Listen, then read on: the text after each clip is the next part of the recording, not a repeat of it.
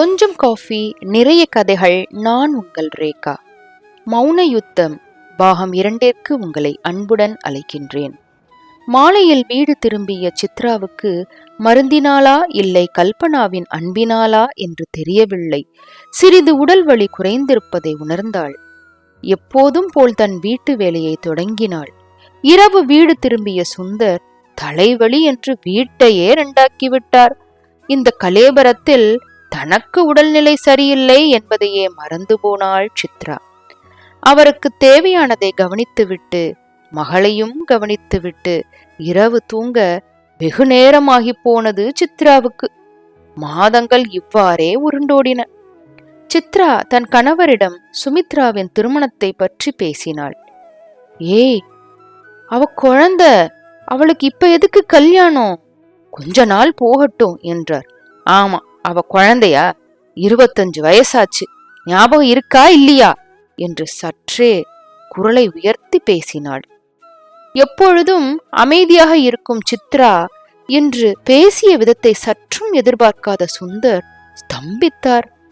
என்ன சித்ரா இப்படி பேசுற? ஆமா, அப்புறம் நான் எப்படி பேசுறது? பொண்ணுக்கு கல்யாண வயசாச்சு, இன்னும் குழந்தைன்னு சொல்லிட்டு இருக்கீங்க. அத அந்தந்த வயசுல முடிச்சிடணும். சும்மா எப்ப பாரு குழந்தைன்னு சொல்றது என்று முணுமுணுத்தாள். சரி சரி, சீக்கிரம் கல்யாண பேச்ச ஆரம்பிப்போம் என்றார்.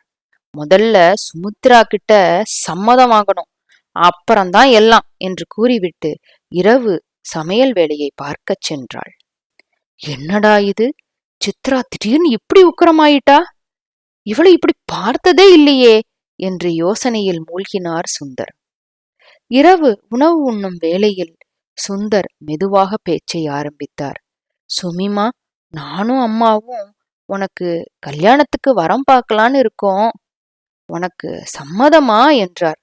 சிறிது நேரம் சுமித்ரா பதில் எதுவுமே தரவில்லை. என்ன சுமி, எதுவுமே சொல்ல மாட்டேங்கிற என்றார் சுந்தர். இப்ப என்னப்பா அவசரம்? நான் இப்பதான் வேலைக்கு சேர்ந்திருக்கேன், இன்னும் நிறைய சாதிக்கணும்பா, கொஞ்ச நாள் போகட்டும் என்றாள். சுந்தர் என்ன சொல்வதென்று தெரியாமல் விழித்தார். அதுவரை மௌனமாக இருந்த சித்ரா பேசலானாள். கொஞ்ச நாள்னா எத்தனை நாள் சுமித்ரா என்றாள். இந்த கேள்வியை எதிர்பார்த்திராத சுமித்ரா என்ன சொல்வதென்று திணறினாள். சுமி, தெளிவா ஒரு பதில சொல்லு. உனக்கு கொஞ்ச நாட்கள் வேணுமா இல்லை வருடங்கள் வேணுமா? உனக்கு 25 வயசாயிடுச்சு, இன்னும் தள்ளி போட்ட